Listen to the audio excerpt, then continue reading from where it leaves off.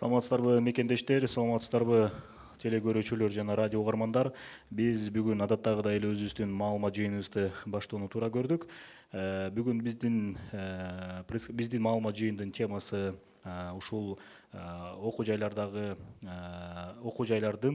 билим берүү министрлиги тарабынан алдыдагы ушул окуу жайлардын иши боюнча жана бала бакчалардын иши боюнча, жогорку окуу жайлардын андан кийин ушул жанагындай эс алуу бүткөндөн кийин кандай тартипте иштөө тууралуу сөз болмокчу. Бүгүн биздин түз эфирди сиздер ЛТР мамлекеттик телеканалы аркылуу түз эфирде көрсөңүздөр болот. Ошондой эле коомдук телерадио берүү корпорациясынын биринчи радиосу аркылуу дагы түз ободон уксаңыздар болот. Ошондой эле ЛТР мамлекеттик телеканалынын ЛФМ радиосу аркылуу дагы түз ободо биз чыгып атабыз. Ошондой эле ЛТР телеканалынын YouTube каналы аркылуу түз эфирден онлайн режимде дагы, ошондой эле ошол онлайн режимди сиздер Кыргыз өкмөтүнүн Facebook баракчасынан да көрө аласыздар, угуп көрө аласыздар. Жана кызыктырган суроолор болсо, ошол жерден берип суроолорго жооп алсаңыздар болот. Анда эмесе бүгүн сөздү биз Кыргыз Республикасынын билим берүү министринин орун басары Оморов Нурлан Кубатовичке берилет. Саламатсыздарбы. Бул азыркы жагдайга байланыштуу ошо 27 январда билим берүү жана илим министрлигинин буйругу менен ошо экил коронавирустун жайылтпа максатында штаб түзүлгөн. Ошо экил күндөн бери ошол штаб ошо билим берүү системасында, ошо билим берүү системасында окуп жаткан окуучуларга, мугалимдер, педагогдор баардыгына эле кандай болуш керек көп иш чаралар жүрүп келатат. Эгерде буга чейин айта кетсек, өзүңүздөр билесиздер, ошо экил 8 апрелге чейин болгон билим берүү мекемелеринде мектептен кийинки баштапкыч, ортоңку жана жогорку билим берүү системалар окуу жайларына кезексиз мөөнөттө каникулдар кирилген. Андан сырткары чукулда эле ошо эки бала бакчаларына дагы иштөө мөөнөтү токтотулган. Бул жагдайда ошо экил учурда бул мугалимдердин баардыгы тең азыркы күндө, бүгүнкү күндө үйлөрүндө ошо окуучулар менен карым катнаш болуп иштеп жатууда. Студенттердин баардыгы каникулда. Бул жогорку окуу жай системасында студенттердин сабагы, окуу процесси дистанттык режимде улантылып жүрүп жатат. Ошол эле учурда болгон ошо билим берүү мекемелеринде баардыгында ошо дезинфекция жумуштары, санитайзерлер коюлуп, дезинфекция жумуштарынын баардыгы жасалууда. Азыркы учурда бул билим берүү министрлиги тарабынан ушул коронавирус жагдайы чыккандан баштап ошо штаб түзүлгөндөн бери ар бир билим берүү мекемелеринде, ошо мектептерде жана бала бакчаларга бүгүнгө чейин катышуучулардын баарын күнүмдүк ыкчам маалыматтар алып, канча процент сабакка келип атат, баардыгы тең жүргүзүлүп келген болчу. Андан сырткары ар бир ошо экил билим берүү мекемелеринде жанагы маалымат баракчаларынын баардыгы илинип, ошо экил мектеп окуучуларына сабак башталаардан мурун, биринчи сабак башталаардан мурун бир 5 минутта тегерегенде ошо гигиена тууралуу, тазалык тууралуу, санитария тууралуу көптөгөн мындай маалымат берилип турду. Андан сырткары болгон ошо билим берүү саламаттык сактоо министрлигинин кызматкерлери менен бирликте студенттердин арасында, мектеп окуучуларынын арасында ар кандай семинар, информациондук маалымат семинарлары көптөгөн бир нече өткөрүлүп келди. Азыркы учурда бул министрлик тарабынан ошо экил жагдайдын кийинки уланып кеткен учурда ошол жагынан боюнча ошо экил жагдайга убагында превентивный иш чаралар катары азыркы учурда биз өзүбүздүн бир план, иш чара планын иштеп бекилет. Ал иш чара планын негизинде биринчиден эмнелер камтылат? Ушул окуу процессин баардык баскычтарда кандай режимде, кандай технология менен ошону улантып, үзгүлтүккө учурабай окуу процессин жүргүзүүдө. Ошол эле учурда коронавирустун бири бири менен бесконтактный дистанттуу формада ошол жагында. Экинчиден, бул пландын алкагында дагы бир иш-чараларды бекитип, ошол механизм, инструменттердин баардыгын коюп алып атабыз. Мисалы, ошо ата-энелер менен кандай маалымат катары иш жүргүзүш керек, ошол шекилде окуу жайларынын тазалык абалын, гигиена жагын, обработка жагынан, ал жагынан дагы көп максаттарды коюп ошолорду аткаралы деген ой бар. Андан сырткары ошо мугалимдер, мектеп мугалимдеринин себептегенде дистанттык режимге өтүп кеткенде аларды тез аранын учурунда кайсыл инфраструктураны, кандай методология, дидактиканы колдонуу максатында тажрыйбасын тез аранын ичинде дистанттык режимде кантууларга жүргүзүлөт. Ошол шекил боюнча бир нече иш-чаралардын баары каралып жатат. Кыскасын айтканда, азыркы учурда буга чейин дагы ар бир билим берүү мекемелеринин жетекчилерине бир нече ирет кайрылма каттар, буйруктардын баардыгы министрлик тарабынан чыккан. Эгерде эң негизгилерин атай кетсек, ошол шекил студенттердин, мектеп окуучуларынын баардыгынын каникулга кеткендигине байланыштуу өзлөрү мындай рекомендациялар берилген. Ошол шекил окуу имараттарына, мектептерге сырт жактан бөлөкпөтөн кишилер кирбегенде санобработка кылуу тууралуу, мугалимдер менен кандай коммуникация кылыш керек, ар бир мугалим өзлөрүнүн окуучулары менен кандай коммуникация кылыш керек, алар жөнүндө дагы иштер жүргүзүлүүдө. Бул кезекси каникул учурунда дагы бул телестудия аркылуу ошо окуучуларга, мектеп окуучуларына телеэфир аркылуу сабактар жүргүзүлө баштаган. Андан сырткары биз бул жактан дагы азыркы учурда ошо санарип технологияларды дагы ушул учурда кандай колдонуш керек себептегенде балдардын билим берүү процесси үзүлүшкө учурабаш үчүн. Мындан сырткары, эгерде жогорку окуу жайларын алсак, бизде көптөгөн чет элдик жарандар бул жакта дагы биздин жогорку окуу жайларында окушат. Алар менен дагы бир өзүнчө бир иш-чаралар бекилип, алар менен да иштер жүрүп атат. Андан сырткары биздин Кыргызстан студенттери дагы ошо чет өлкө мамлекеттеринде да окушат. Алар менен дагы баягы коммуникация каналдарын, алар менен байланыш кармап, санын тактап, учетуна алып ошол сыяктуу иш-чаралар жүрүп жатат. Уланга да эгерде мүмкүн болсо расмий тилде да айтып кетесизби? Здравствуйте. В связи с ситуацией, связанной с распространением коронавируса во всем мире, исходя из этого, 27 января в Министерстве образования был создан штаб по реагированию и отслеживанию ситуации с коронавирусом и по применению превентивных мер. И с этого дня вся работа в системе образования в рамках превентивных мер. Данный штаб ведет непрерывную работу. Также Министерство образования тесно ведет коммуникацию и оперативным штабом на уровне правительства. И с этого дня со стороны Министерства образования и для системы образования были приняты ряд, можно сказать, радикальных мер.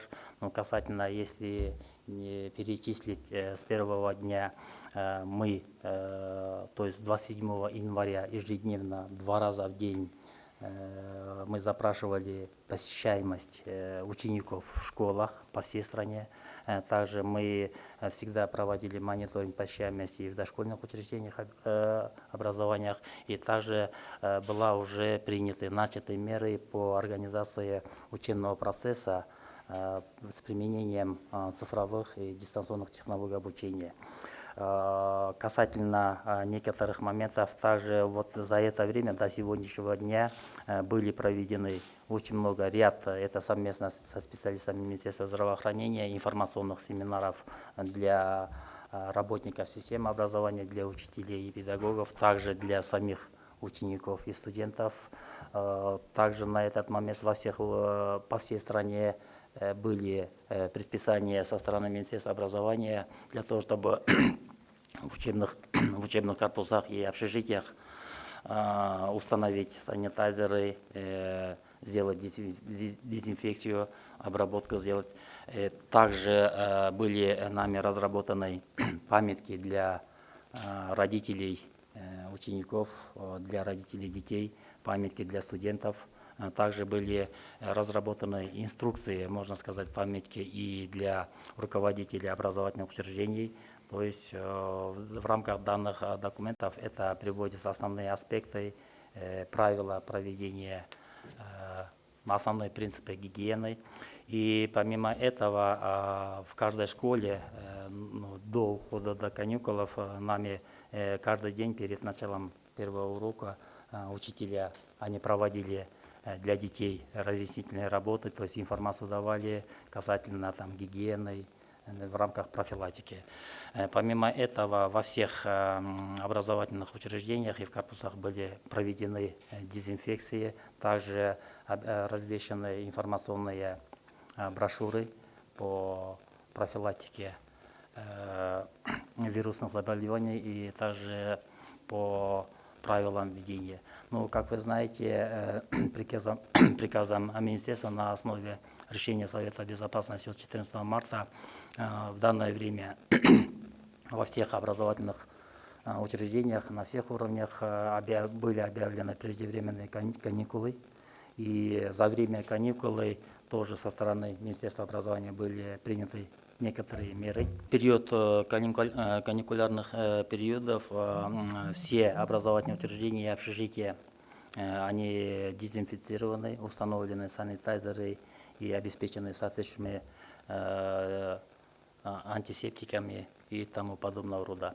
И за время каникул были посредством социальных сетей, по каналам коммуникации, по различным мессенджерам были разосланы памятки для родителей, где приводятся основные правила гигиены, основные моменты, принципы, аспекты ухода за детьми. Касательно на сегодняшний день Министерством образования также разрабатывается план, именно связанный с учетом сегодняшней ситуации и с прогнозами на предстоящие дни. Разрабатывается план оперативного реагирования для системы образования, то есть там предусмотрены некоторые аспекты касательно организации учебного процесса в дистанционном режиме, организация завершения учебного года тоже в дистанционном режиме, организация подготовка, то есть уже превентивные меры подготовки к нового учебного года, это с учетом последствий сегодняшней ситуации. Также будут разработаны меры, конкретные задачи и шаги, можно сказать, алгоритм информационно-просветительской работы по борьбе и распространению коронавирусной инфекции. Взаимодействие с общественностью, взаимодействие с родителями, со студентами за период, когда весь процесс будет идти в дистанционном режиме. Организация работы по сохранности зданий, помещений, территорий и систематическая дезинфекция в период отсутствия учебного процесса. Организация работы с иностранными студентами и организация работы, выработка механизмов коммуникации с нашими студентами, которые обучаются в зарубежных вузах. Организация оперативной работы Центрального аппарата Министерства образования, также районных отделов образования, организация процесса дистанционного повышения квалификации учителей, потому что так как организация учебного процесса в дистанционном режиме требует некоторые реагировать и обеспечить соответствующими подходами, методологией учителей для того, чтобы они проводили учебный процесс с применением дистанционных образовательных технологий на нужном уровне и в нужном качестве. И вот в этом плане также сейчас на данный момент идет такая очень активная подготовка, продолжение, начиная с 8 апреля, это несмотря на ситуацию, будет продлен карантин или не будет продлен карантин, мы учли альтернативные варианты продолжения учебного процесса, это в частности продолжение, завершение 4-й четверти в школах в дистанционном режиме. Касательно начального профессионального образования, среднего профессионального образования и высшего профессионального образования, уже до этого у нас в вузах, из вузов была более-менее соответствующая инфраструктура. Они и в данный момент, с момента объявления преждевременных каникул, учебный процесс уже идет с применением дистанционных образовательных технологий. Уважаемые телезрители, уважаемые радиослушатели, еще раз вам напомню, что у нас в прямом эфире идет пресс-конференция заместителя министра образования Оморова Нурлана Кубатовича. Наш онлайн-трансляцию вы можете посмотреть и увидеть, услышать на телеканале ЛТР, кроме того, на Биринчи радио, общественной телерадиовещательной корпорации, также на ЛФМ телекомпании ЛТР. Кроме того, вот нам только что тоже сообщили, что нас в прямом эфире еще показывает в Волжской области общественная телерадиоорганизация «Интымак». Также еще раз напомню, что можете посмотреть через YouTube-канал телекомпании ЛТР, также на официальной странице правительства Кыргызстана в Фейсбуке. Нурлан Гулатович, у нас мы уже, наверное, перейдем к вопросам. Здесь агентство 24KG задает вопрос. Возможно ли продление карантина в школах и детсадах? Если да, то на какой срок и как будет потом организовано обучение? В случае продления карантина в школах учебный процесс будет организован в дистанционном режиме. Для этого мы выработали, можно сказать, подходы организации учебного процесса.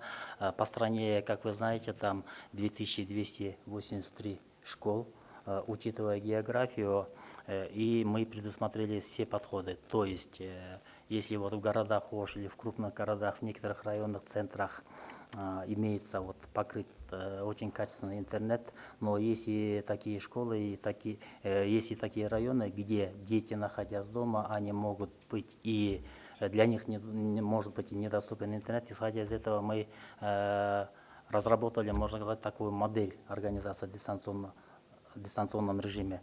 Первое, буквально мы переговорили с телевидением ЛТР и телестудией Баластан. Будет составлено расписание, единое расписание на 4-ю четверть для всей страны, и по этому расписанию будут распределяться эфирное время, и буквально мы на той неделе начали эту работу. Каждый урок в рамках в рамках каждого класса будет изготовлены видеоуроки с продолжительностью 25-30 минут, и это, согласно утвержденному расписанию, они будут уже транслироваться в эфире, потому что это с учетом того, что там во всех домах есть телевизор, во всех домах доступно, и этот вопрос прорабатывается. Прямо с 8 апреля мы планируем уже, согласно расписанию, запустить уже через эфир занятия с 1 по 11 классы. Помимо этого, быстро мы в течение недели разработаем, запустим на нашем сайте единый портал, веб-сайт. То есть через этот портал там будут размещены все электронные ресурсы в разрезе с 1 по 11 классы, все материалы, тесты, кейсовые материалы, учебники в цифровых форматах. Это для чего? Это для тех детей, учеников, которые они могут первый вариант, посмотрев эфир, услышать уже визуально видеть, получить материалы в рамках, согласно по расписанию, и далее они будут уже подкреплены, то, что они услышали через телевизор, могут подкреплять уже с электронными ресурсами. Там будут уже структурировано, то есть первый класс, условно говоря, первый класс, если дисциплина математика, когда нажимать, там будут уже электронные ресурсы касательно этой дисциплины. Помимо этого, через это же, можно сказать, цифровые ворота для дистанционного режима, там же будет уже размещены приложения, различные инструменты, сервис для учителей, для того, чтобы учителя могли держать обратную связь со своими учениками, так как ученики уже будут у себя дома.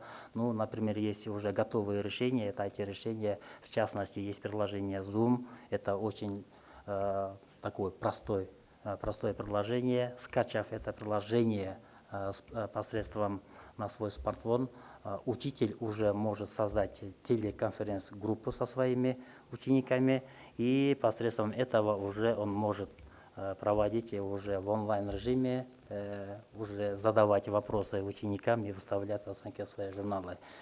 И, по крайней мере, мы думаем, что данным образом наша задача, чтобы продолжить учебный процесс в дистанционном режиме, мы должны обхватить всех учеников, независимо, есть интернет у него или нет интернета. Поэтому первый вариант – это через телевидение, второй вариант – это через образовательный портал, и третий вариант для того, чтобы учителя могли держать обратную связь с учениками, будут уже разработаны такие простые маленькие приложения.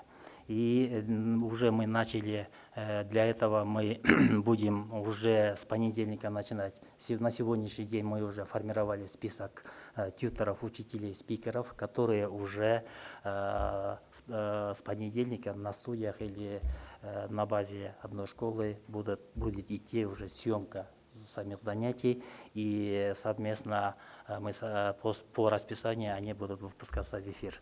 И в то же время сейчас идет экспертиза и анализ, сбор, структурирование всех электронных ресурсов, чтобы разместить на этот образовательный портал. До этого мы имели, были несколько проектов, это в частности LibKG, Билим Булагы, iBilim. Там уже были много ресурсов, электронных вариантов. Просто мы хотим, чтобы разместить в одно цифровое ворота и структурировать, чтобы ученики могли через одно цифровое ворота попасть также на YouTube-каналы тех занятий, которые был проведен через телевидение, чтобы они могли прослушать еще раз, скачать некоторые материалы, изучать. И с помощью мессенджеров, например, Zoom или WhatsApp или Skype конференц, это уже каждый учитель будет решать, какой эффективно будет. Они будут держать уже обратную связь с каждым учеником вот в этом плане. То есть вот в этом плане мы обсудили, и для этого мы уже детали проработали совместно с телестудиями, с учителями и соответствующими IT-компаниями. Ушул эле суроону кыргызча дейт. Карантинде мектептерде жана бала бакчалардагы карантинде улантуу мүмкүнчүлүгү каралып атабы, жана эгерде ошондой болсо кандай убакытка андан кийин окуу процесси кандай уланат? Эгерде бул карантиндин убактысы дагы узарып кеткен учурда биз бул жагынан өзүнчө дистанттык режимде окуу процессин үзүлтүүгө учурабай өз убагында бүтүрөлү деген максатты коюп ошонун үстүндө иштеп жатабыз. Азыркы учурда биз өзүнчө бир модельди иштеп чыктык. Бул дистанттык режимде окуу процессин кантип эффективдүү и бул жерден баардык окуучуларды кантип камтыш керек. Себеп дегенде бул мектептерде жалпы санынан 1,3 миллион тегеретесинде окуучулар бар. Ар кайсы райондордо. Ошондуктан көп тараптуу карадык. Биринчиден баардык эле балдар, окуучулар интернетке үйүндө планшет же компьютер болушу же болбошу мүмкүн. Ошондуктан биринчи компонентасы ошо модель деп коелучу. Биринчи компонентасы бул эмне? Бул ар бир сабак ушул шекил базовый учебный план деп коет экен. Ошо базовый учебный пландагы 1-класстан 11-класска чейинки ар бир сабактын ошого тьютор мугалимдер сабакты видеозапись болот, и телекомпаниялар менен сүйлөшүлдү. Бул ЛТР компаниясы менен Илим Булагы программасы и Баластан компаниясы менен ошол жерден эфирде телевидение аркылуу трансляция болуп турат. Бул жаатта бардыгы систематически болуш үчүн биз бир жалпы расписание түзүлөт. Мисалы үчүн 1-класс, 2-класс, 3 класстар кайсыл убакытта кайсыл сабак болот. Анын бардыгын эртерээк информация беребиз и ар бир мугалимди видео съемка кылып ошо эфирге чыгарып турабыз. Бул окуучуларга баягы интернет компьютер жоктор үчүн, чтобы алар укканга. Ошол эле видеозапистер YouTube каналда дагы сактала берет. Эгерде бала кандайдыр себеп менен ошо сабакты телевизор аркылуу көрө албасак, кайра видеозапись просмотрланга. Экинчи подход, экинчи кадам, экинчи компонент ошо моделибиздин биз бир санарип дарбаза деп бир термин азыр иш терминин иштеп атабыз. Бир портал түзүлөт. Ал порталда эмне болот? Ал порталда ар бир мисалы базовый учебный пландагы 1-класста эмне сабактар бар, ошолор коюлат. Ошокиге жараша бүт электрондук ресурстарды тизмектеп коюп чыгабыз.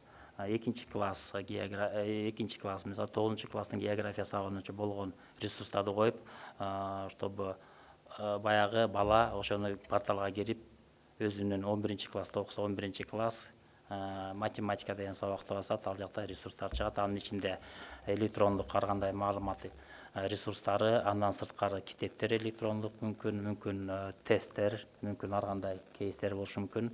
Ошол эле порталда мугалимдер окуучуларды жалгыз таштап койбосун, ал окуучу телевизордон сабакты уккандан кийин, ошо порталдагы материалдарды окугандан кийин анын баягы түшүнүү немесин билиш үчүн обратная связь деп коет экен. Ошол сыяктуу сервис жасалат. Мисалы үчүн Zoom же Google Classroom болобу, же WhatsApp болобу, ошекини өзүнүн бул смартфондо иштеген жеңил программалар, ошонун негизинде эле видеоконференц система менен телефон аркылуу ар бир, мисалы үчүн бир мугалим өзүнүн сабак берген класстын балдардын баардыгын кошуп, бир убактыда дистанциондук режимде ал жерден суроо берип, жообун алып, баа койгонго мүмкүнчүлүк берет.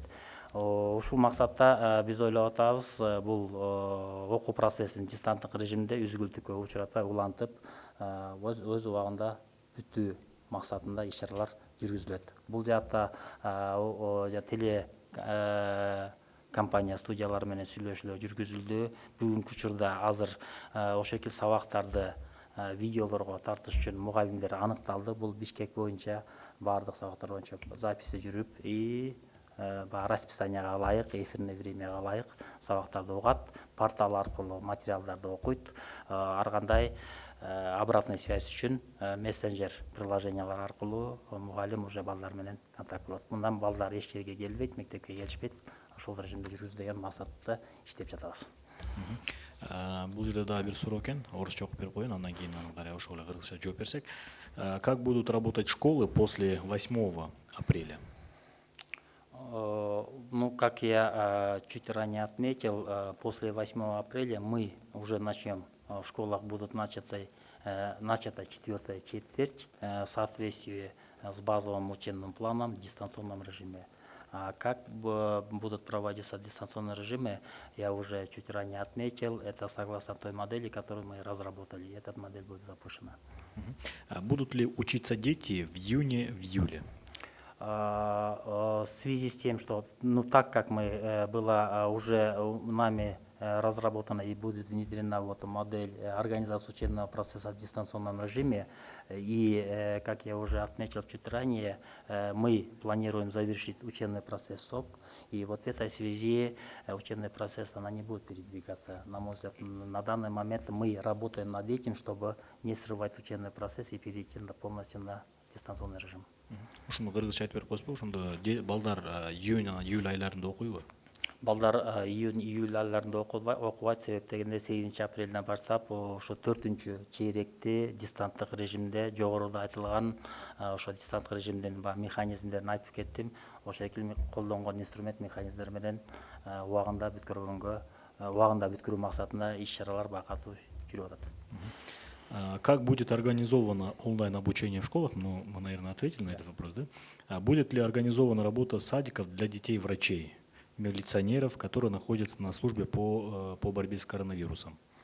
Ну, вот в этой связи тоже данный вопрос, как я вначале отметил, в рамках нашего плана по реагированию на ситуацию, для того, чтобы эффективно организовать учебный процесс. И в рамках того плана у нас есть некоторые пути решения данной задачи. И вот в этой связи будем уже с понедельника решили, что будем вести уже переговоры с ведомством. Оказывается, есть вот подведомственными детскими садиками у Минздрава, у МВД, у АО «Телеком» есть свои подведомственные садики. Мы хотим, чтобы с ними обсудить и запустить эти ведомственные садики для того, чтобы дети, которые вот врачи, да, то, что вы отметили, чтобы могли организовать там вот детские садики. В Бишкеке, оказывается, мы посмотрели, в Бишкеке 13 таких садиков имеется, подведомственные, в городе Ош есть несколько, и в некоторых моментах есть. И также, помимо этого, возможно, ну, этот вопрос прорабатывается, и, возможно, мы организуем ведомственные садики именно с условием. При этом мы должны также очень тщательно разработать какую-то инструкцию для того, чтобы обеспечить, да, в плане профилактики гигиены. Они должны подлежать уже обработке ежедневно, может быть, и все нормы соблюдая. И вот в этом плане мы сейчас работаем над этим, и мы намерены в случае необходимости, это уже есть некоторые механизмы и задачи. Ушул эле суроо кыргызча дарыгерлердин, милиция кызматкерлердин балдарына бала бакчаларды уюштуруу каралабы? Бул жагынан дагы азыркы учурда жогоруда эң башында айтканымдай биздин өзүбүздүн баягы иш чара планын иштеп жатабыз. Ошол экил жагдайга ылайыктап, ошонун негизинде дагы биз бул маселени караганбыз. Себеп дегенде ага чейин эле мониторинг кылганда көбүнчө ата энелер, особенно врачтардын балдары, кичинекей балдарын каяка таштап аткандай болот дегенде бизде алгоритм бар болчу. Ошондуктан биз ойлоп атабыз, жана ведомствого тиешелүү бала бакчалары менен ошо ведомстволор менен сүйлөшүп, ошол экилерди биринчи этапта ошолорду иштетүү максатындагы иштегенге. Бул жагынан бул Бишкек шаарында карасак бир 13 бала бакча бар экен, ошо ведомствого тиешелүү, Ош шаарында да бар экен. И ошол экил ведомстволор менен бул министрлик бир сүйлөшүп, ошол экине эгерде ошондой муктаждык болсо, ал жагын иштеткенге биз даярбыз. Бирок бул жерден көңүл буруп кетчү нерсе, ошол экил садиктер иштегенде ошо баланын ден соолугуна кепилдик бериш үчүн баардык нормаларын саламаттык сактоо министрлигинин консультациясы менен дезинфекция, гигиена баардыгын деген жакшылап алгоритмин иштеп чыгып, инструкция жасап, аны себеп дегенде бул муктаждык болсо бул маселени чечкенге өзүбүздүн бир механизмдер бар. Сиз жана жогоруда 2-3 жолу ошо онлайн окуу режим деп айттыңыз. Анан ошо балдарды онлайн режимде окутууда алардын көзөмөлү кандай болот жана кандай кылып камсыз кылгантасыңар? Бул онлайн режимдикин мен жогоруда айтып кеттим. Бул көзөмөл балдарды көзөмөл мындан биздин модель боюнча телеэфир аркылуу көрүп, сабактарды уккан соң, эгерде интернетке чыгуу мүмкүнчүлүгү болсо, анда портал аркылуу электрондук ресурстарды окуган соң, ар бир мугалимге бизде министрликтин курамында республикалык мугалимдердин тажрыйбасын, квалификациясын жогорулатуу институту бар. Ал институтка тапшырма берилди. Алардын максаты бизде көп негизи эле бекер, абдан жеңил, доступный сервистер бар. Видеоконференция сыяктуу, мисалы үчүн, мисалга айта келсем, Zoom деген бул сервис бар. Ал Zoom деген абдан оңой, смартфонго көчүрүп, ошол экил мугалим өзүнүн окуучуларына группа түзүп, группада видео бир убакытта кичинекей мульти мындай терезелерде ар бир бала көрүнүп турат. Ошол экинде мурунку телевизордон көргөн материалдарын, уккан материалдарын ошондой эле окуган китептер аркылуу суроо жооп кылып, алар менен сүйлөшүп, дистанттык режимде и бааларын өздөрүнө кое берет. Бул мүмкүнчүлүгү каралды. Вопрос от информационного агентства 24KG. Как будет оплачиваться вынужденный отдых воспитателям детских садов? В приказе говорится, что зарплата сохраняется только тем, кто получает ее из республиканского бюджета, но большинство финансируется местными органами власти. Бул жактан, касательно этого, согласно приказу, все педагогические работники образовательных учреждений, они идут с сохранением заработной платы, из той логики, что учителя, они будут вести работу также и в дистанционном режиме. Касательно детских образовательных учреждений, те, которые подведомственны местным органам власти, я думаю, этот вопрос будет решаться. На данный момент в данном плане ведутся соответствующие работы, и в скором времени будут точно уже определены источники финансирования. Как быть выпускникам, как они будут готовиться к экзаменам и сдавать их? Наверное, имеется в виду вопрос, наверное, выпускникам школ. Да. Ну, как я уже отметил, четвертая четверть будет начата с 8 апреля и будет завершена в срок с применением дистанционных образовательных технологий. И согласно графику, данные выпускники также мы сейчас рассматриваем варианты организации государственных экзаменов тоже в онлайн-режиме. И так как от этого зависит и последующие действия, потому что выпускники должны будут сдавать ОРТ, далее поступать кто в наши отечественные вузы и в зарубежные вузы. Исходя из этого, то, что я отметил в начале, в рамках нашего плана по реагированию на ситуацию, мы там прорабатываем варианты, ведутся соответствующие работа также и центр ЦОМО, который проводит ОРТ. И вот в этом плане там у нас идет сейчас планомерная работа, и мы ставили задачу, чтобы вовремя завершить учебный процесс, вовремя провести выпускные экзамены и максимально постараться уже вовремя организовать приемную кампанию. Это уже сейчас очень трудно сказать, поэтому мы прорабатываем различные подходы, различные варианты, это с учетом уже дальнейших ситуаций в стране и вообще. Жалпы республикалык тестирлөөнү жокко чыгаруу же болбосо жылдыруу маселеси каралуудабы? Жалпы республикалык тестирлөөнү жокко чыгаруу маселеси каралууда эмес. Себеп дегенде бул закондо ошол жерге алып өтүш керек. Жылдыруу маселеси мүмкүн, ошол экени өткөрүү формасы маселеси каралышы керек. Анткени азыркы учурда мына азыр март айындабыз, бул тесттер май айында болот, ошого жараша ар бир күндүн кийинки жагдай кандай болгонго жараша ар бир күн сайын ойлонуп ал боюнча иштер жүрүп атат. Бирок биринчи максат баягы жагдай эгерде жакшы сценарий менен кеткенде жеңил болот.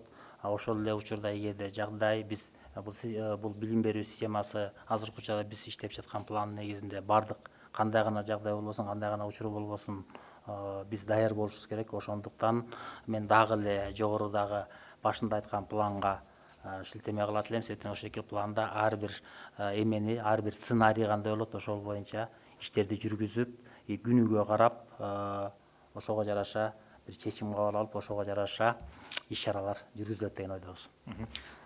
Ушул бүтүрүүчүлөр сырт жака Кыргызстандын аймагынан сырткары башка окуу жайларга, жогорку окуу жайларга тапшыруу маселеси бар эле. Эми алар кандай кылышы керек дейт? Эми бул жерден эгерде сырт жакка бөлөк мамлекеттерге тапшыруу маселесин боюнча негизи эле биз билебиз, көбүнчө Европалык, Америкадагы чет университеттерине, чоң университеттерге документтерди онлайн режимде бергенге мүмкүнчүлүктөр бар. Ал уже ошол кабыл алып аткан жогорку окуу жайлардын баягы правиласына жараша болот. Экинчиден, азыркы баягы бүт дүйнөдө бүт бардыгы тең авиарейстерди токтоп, границаларын жаап аткан жаштан бул дагы менин оюмча ошол чет мамлекеттер, Европадагы мамлекеттер алардын кабыл алуу процедуралары кандай болот, ага жараша кылыш керек. Себеп дегенде мүмкүн ошол эле Европалык университеттердин графиги бөлөкчө болобу, кабыл алуу процедурасын өзгөртөбү. Эгерде мурун кайсы бир университеттерге барып собеседование кыла турган болсо, азыркы ошол жагдайга байланыштуу алардагы баягы эмелер тартиптерин өзгөртөт болуш керек.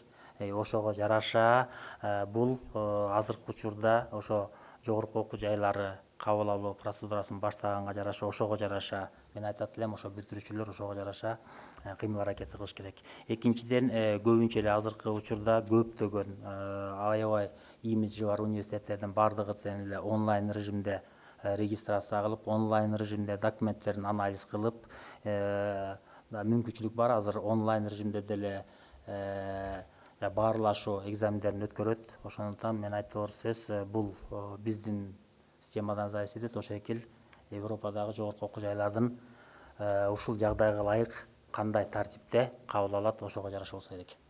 Супер KG порталы суроо берип атат. Айрым аймактарда окуучуларды көчөдөн эл көп жерде жүргөнүн билишсе, мугалимдер жоопкерчиликти алат деп айтышууда. Бул канчалык туура? Биздин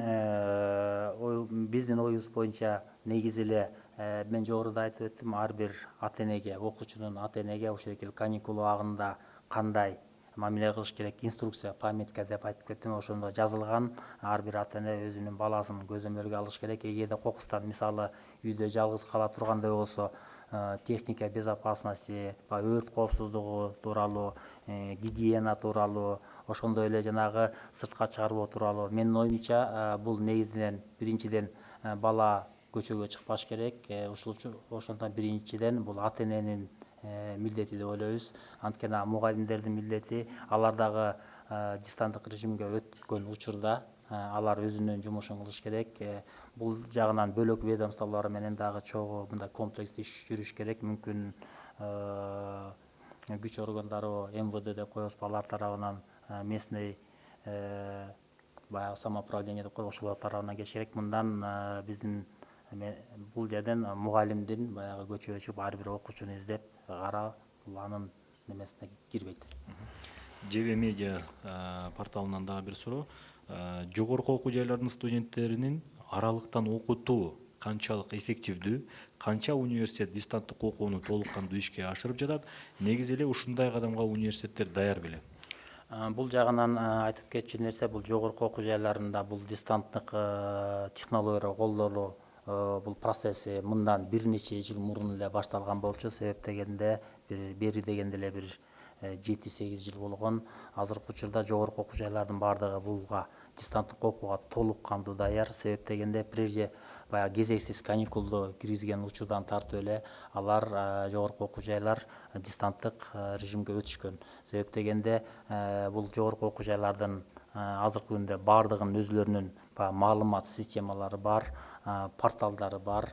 Ошондой эле азыркы учурда көбүнчө 80-90% университеттердики колдонгон маалымат системасы бир компания менен жасалган, бир стандарт түрүндө да болуп калган. Ошол эле учурда бул коммуникация негизи эле мугалимдер, ошо жогорку окуу жайындагы мугалимдер менен студенттер болгон коммуникациясы буга чейин эле онлайн режимде жүрүп келген, электрондук почта аркылуу баардыгы тең учет. Бул жагынан бунун жалпысына алган жогорку окуу жайлары буга даяр болчу, буга чейин жүргүзүп келген. Азыркы учурда студенттер жок болгондон уже ошекини функционалын толук кандуу иштеп жатат. Себептен вебинар деген функциялары бар, электрондук ресурста жазалган, ар биринин баа коюу системасы, акча төлөө системасынын баардыгы тең уже бир немеге калыпка келген. Бул жагынан бул жогорку окуу жайларында дистанттык технологияны колдонуу маселеси чыкпаш керек.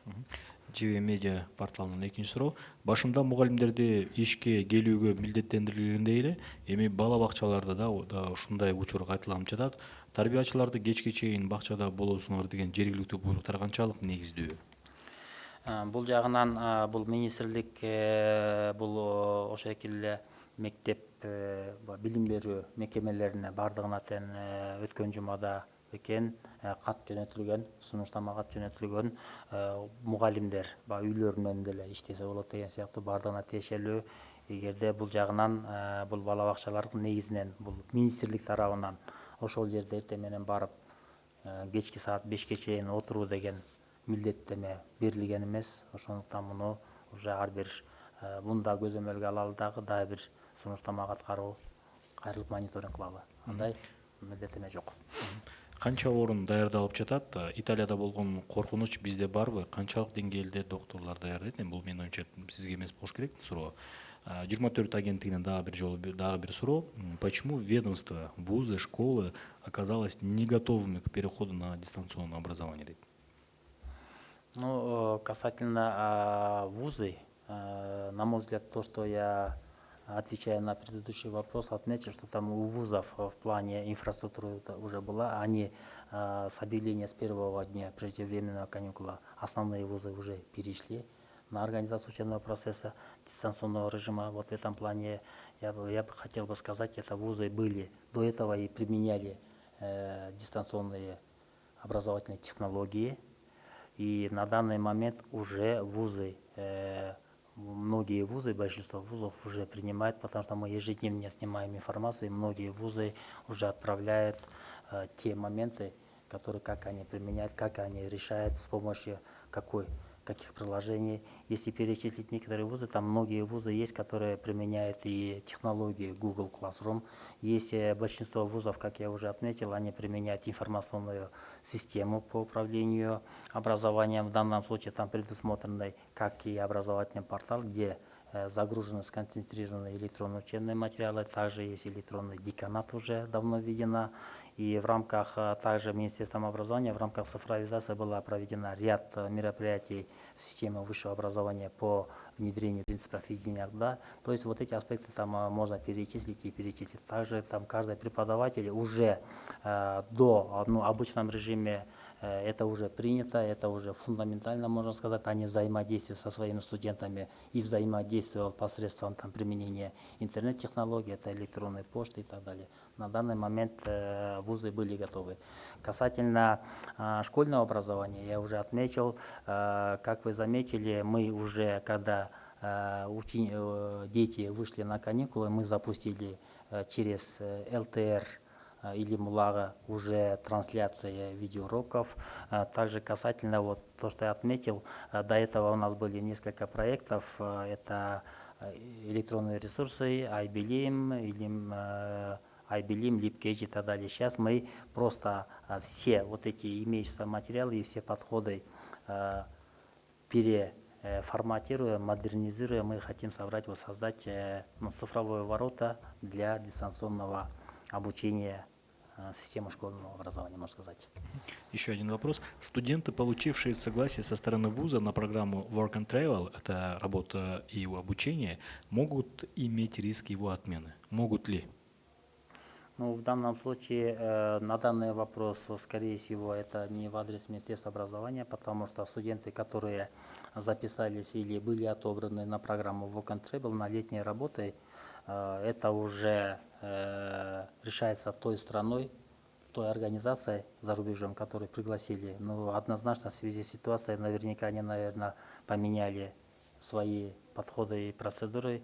В рамках этого уже это не в компетенции Министерства образования отправлять или запрещать. Но тем не менее, да, в рамках сегодняшней ситуации мы буквально 2 недели тому назад провели встречу на нашей площадке совместно. Была встреча Министерством труда и социального развития и службой по миграции. Касательно этого вопроса мы тоже обсуждали, чтобы на данный период со стороны Министерства образования в рамках превентивных мер мы обсудили вопросы, чтобы информировать студентов, чтобы в этом году в связи с этой ситуацией уже как-то повлиять, чтобы студенты желательно не шли на летние заработки, на летние работы за рубеж. И вот в этом плане там нами был принят некоторые меры, некоторые воздействия. И в данном плане мы тоже будем вести работу с вузами, информировать. И, возможно, в случае надобности необходимо уже жестко внедрить какие-то там действия для того, чтобы вузы тоже провели соответствующую работу и сделать так, чтобы наши студенты, с учетом сегодняшней ситуации, чтобы они не выезжали. Это прежде всего в интересах самих студентов и в интересах страны. Вот в этом плане однозначно будет проведена работа, и это уже мы начали, и подходы были обсуждены, как я отметил, где-то 2 недели тому назад уже совместно с службой миграции и Министерством труда и социального развития. И с вузами будет проведена определенная работа. Сиз айтып кеткен онлайн сабактардын кайтарым байланышы, обратная связь кандай болот? Мисалы баа коюу, тапшырма текшерүү маселелери. Мен бул жагынан мен муну буга чейин дагы жогоруда 2 сапар бул суроого жооп бердим. Эгерде кыскача кайталай кеткенде, азыркы учурда дистанттык режимде мен айтат элем онлайн дебей дистанттык, себептен онлайн деген терминдин эмеси бөлөк, маңызы бөлөк, дистанттыктан бөлөк. Онлайн деген эмне? Когда онлайн болгондо интернет аркылуу ар бир окуучу күнү түнү мугалим менен, ошо ресурс менен бир байланышта болуш керек. А дистанттык режим деген окуучу өзүнүн үйүндө болот, ал жакта технологиялар көп бар, не только интернет. Анткени бизде деген көп эле окуучуларда интернетке күнүгө байланыш мүмкүнчүлүгү болбошу мүмкүн. Ошондуктан бизде модель организация баягы дистанттык окутуу боюнча моделдин алкагында ар бир сабак 4-чейрекке каралган базовый пландагы ар бир сабак телевизор аркылуу трансляция болуп турат. Ал үчүн мугалимдер уже аныкталды. Ушул эртеңден баштап ар бир сабактын видеозапистери жүрүп эфирге чыгат. Эфирден сырткары YouTube каналда туруп турат. Экинчиден, электрондук ресурстар, образовательный портал бир жазалат, ага жүктөлөт. Вот кайра кайтарым байланышы мугалим приложение Google Classroom деген приложение бар, Moodle деген приложение бар, Zoom деген приложение бар. Акыры келип WhatsApp бар. Өзү эле группа түзөт. Мисалы Zoom деген эмеден приложение группа түзөт, өзүнүн окуучуларынын телефондорун киргизет. Ар бир окуучуда телефон бар. Ошол аркылуу эле бир убакта баардыгы менен чыгып, ошол жерден ар бири менен суроо берип, түшүндүңбү, эмне сурооң бар деп угуп, көрүп, ошол эле WhatsApp аркылуу жазуу түрүндө болобу, кандай түрүндө болобу, ошол эле бир эсепти кагазга чыгарып, сүрөткө тартып кетирип жибергенде ал жактан карап, уже баасын коюп, ошол менен жүрөт. Бул жагынан менимче атайын жана жогоруда айтып кеттим, институт баягы институт бар бул министрликте, мугалимдердин квалификациясын жогорулатат, ал жака тапшырма берилген. Ошо эки мугалимдерди дистанттык режимде кайтарым байланышы, баардыгын кандай жасаш керек, кыска мөөнөттө методикасын баардыгы жазалып чыгат, инструкциянын баардыгы жазалып чыгат. Андан сырткары жана порталга бүт баардыгын кайсы программаларды кантип колдонсо болот, кайтарым байланыш аркылуу сервистерди кандай колдонсо болот, ошол экилердин баардыгын жазып, мугалимдерди ушу 8-ине чейин биз өзүбүз план түзүп алдык. 8 апрелге чейин баардык жагынан даярдайбыз. Расписание, бир расписание түзүлөт телеэфир үчүн. Баардык электрондук ресурстардын баардыгы чогултулуп, жазалып, жүктөлөт порталга. Ар бир мугалимге жанагыдай методический руководствонун баардыгы жазалып, 8 апрелден калбай биз ошо экинде 4-чейректи дистанттык режимде баштайлы деген максат коюп, ошол эки максатты аткаруу үчүн иш чараны жасап, буга чейин уже сүйлөшүүлөр жүрдү, иштер башталды. NewsKG порталынан суроо экен. Будет ли отсрочка на выплату контракта за обучение в вузах? Ведь по всей республике карантин и многие не работают. Ну, касательно этого, я бы хотел бы отметить, что контрактные отношения студентов и вузами, где они обучаются, они имеют свои договорные отношения, и в рамках договора, и в рамках с учетом этой ситуации, это уже будет в компетенции каждого того вуза, с которым студент имеет контрактные отношения. Ну, касательно, конечно, со стороны Министерства образования мы можем только рекомендательного характера порекомендовать или предложить какие-то пути решения для того, чтобы с учетом с этой ситуации выработать какие-то механизмы для того, чтобы вузы решили данный вопрос в рамках своих договорных отношений со студентами, более-менее взаимовыгодно было как и вузу, как и студенту.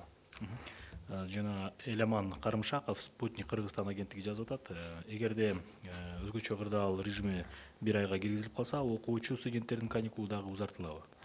Бул жерден бул студенттердики негизи эле окуу графиги деп коет. Ал окуу графигин ар бир университет ошо окуу планына жараша бекитип алышат.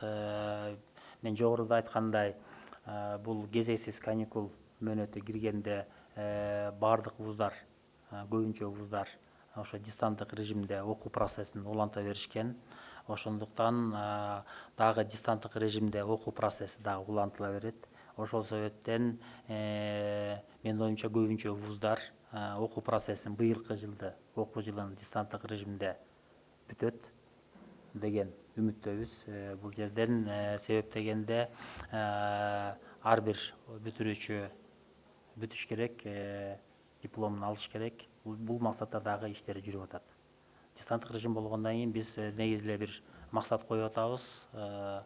дистанттык технологияны, санарип технологияны, болгон ресурстарды максималдуу түрдө колдонуп, ошол ичинде окуу процессин бүтүрүп, окуу процессин бүтүргөндө дагы сапатын жакшы деңгээлде бүтүрүү деген жагдайда ар бир вуздар өзлөрүнүн иш чара пландарын жасайт. А министрлик тараптан бардык жогоруда айткандай ошол эле азыркы учурга ылайыктап бир иш чара матрицасын деп коеюнчу, пландарын жасап, ошо менен иш алып барабыз. Пирамида телеканалынын баяндамачысы Сейил Карыбековдон суроо: региондордо интернетке чыгуу мүмкүнчүлүгү жок балдарга кандай кеңештер сунушталууда? Бул жерден айтып кетик, жанагы эле дистанттык режим дегенден кийин региондордо интернетке чыгуу мүмкүнчүлүк балдардыкы биринчиден телевидение аркылуу, бул Баластан студиясы менен жана ЛТРдин Илим булагы студиясы менен сүйлөшүүлөр жүргүзүлдү. Телеэфир аркылуу ошол базовый окуу планынын да каралган сабактар, ошо 4-чейректеги чейректеги ар бир темалардын негизинде мугалимдердин бардыгы такталды. Ошолор видео режимде эфирде трансляция болуп турат. Урматтуу телекөрүүчүлөр, урматтуу радио угармандар, биздин түз эфирде маалымат жыйынында Кыргыз Республикасынын билим берүү министринин орун басары Өмүров Нурлан Кубатович болду. Уважаемые радиослушатели, уважаемые телезрители, у нас в прямом эфире был заместитель министра образования Кыргызской Республики Өмүров Нурлан Кубатович. Вы нас видели и смотрели, слушали на Биринчи радио, общественной телерадиовещательной корпорации, также на телеканале ЛТР, радио ЛФМ, телекомпания ЛТР, также телеканал НТМАК. Также через официальные страницы в Фейсбуке правительства Кыргызстана, Кыргыз өкмөтү, также через страницу социального правительства. Спасибо вам.